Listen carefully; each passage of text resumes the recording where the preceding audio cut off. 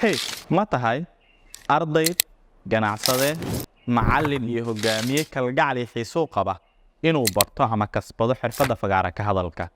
Haddii ay jawaabtaadu haa tahay, xarunta Gooni waxaa farxad u ah inay kugu casuunto ka mid noqoshada dufcad cusub oo loo qaadan doono barashada xirfadda fagaara ka hadalka.